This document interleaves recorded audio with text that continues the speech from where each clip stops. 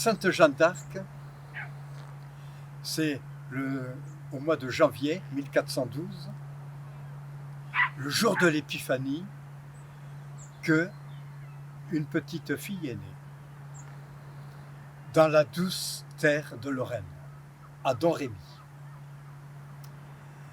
C'est une nuit qui fait très noire, la pleine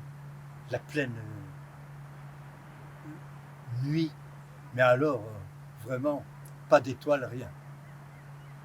Et là, il se passe quelque chose. Malgré la noirceur de la nuit, les coqs se sont mis à chanter. Et tout le voisinage dit, mais qu'est-ce qui se passe? C'est une erreur de nos animaux. Ils n'ont pas l'habitude de chanter comme ça, en pleine nuit. Et oui, c'était une petite fille qui était née dans la nuit.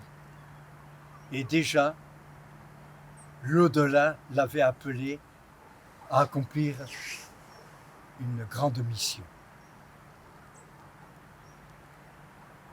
On l'appela Jeanne d'Arc. C'était le nom de famille de son père. Et elle grandit dans ce hall et la plus grande satisfaction de Jeanne, c'était de garder le mouton familial. Elle elle tricotait, et puis, bon, les animaux allaient paître à droite et à gauche. Puis voilà qu'elle devient toute jeune, et elle entend des voix. À sa grande stupéfaction, elle voit l'archange Saint-Michel. Mais un rayon. Le verbe humain ne peut pas décrire de telles apparitions. Ne peut pas.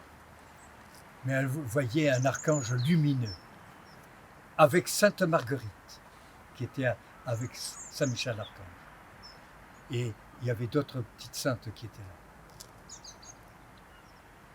Voilà que les apparitions se succèdent.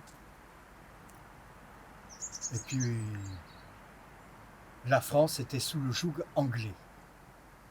Bon. Et puis, ça se succède, les apparitions se succèdent. Et un jour, l'archange Saint-Michel dit, il faut que tu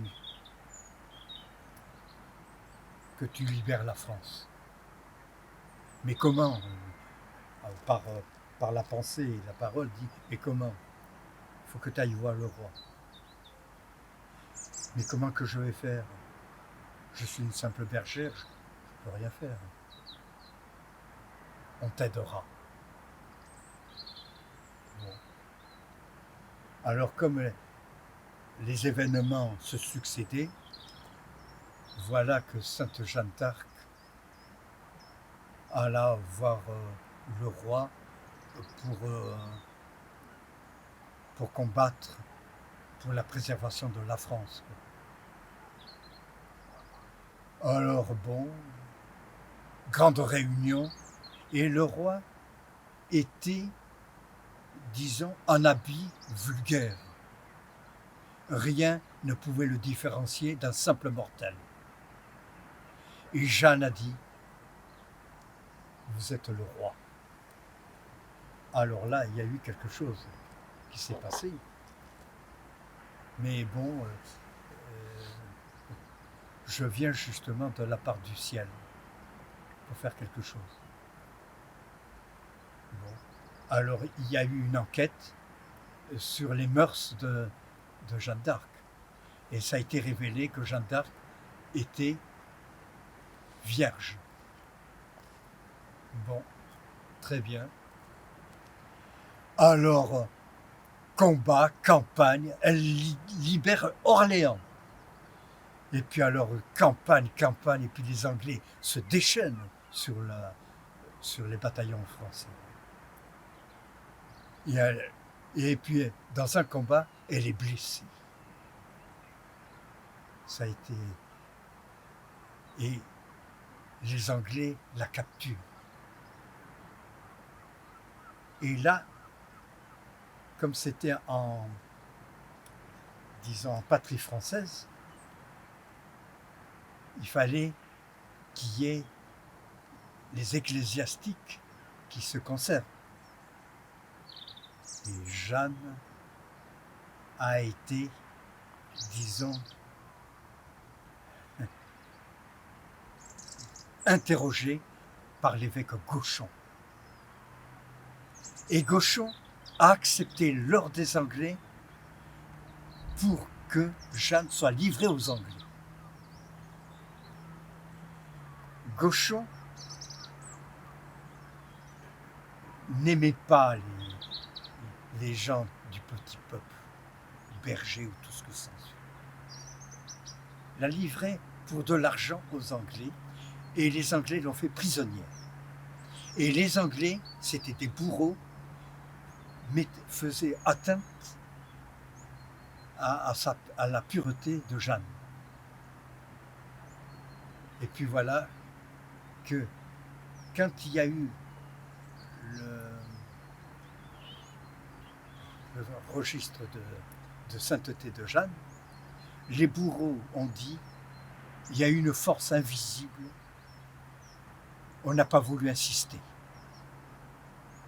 Car il y avait une puissance invisible qui se libérait en elle et que l'on ne peut pas expliquer d'une manière rationnelle. Enfin, ça c'est quand il y a eu le testament de canonisation. Et voilà que Gauchon a persisté et Jeanne a été brûlée comme sorcière à Rouen. Et elle a été brûlée comme sorcière à Rouen, mais son corps n'a pas voulu brûler entièrement. Son cœur a été intact. Le bourreau a pris peur. Il a pris le sac et mis les restes de Jeanne et le cœur de Jeanne dans un sac. Il l'a jeté dans la Seine. Mais il a pris peur et il s'est converti dans la religion chrétienne. Et elle a été brûlée vive, elle a été martyrisée, et 480 ans après, elle a été reconnue comme sainte et patronne de la France.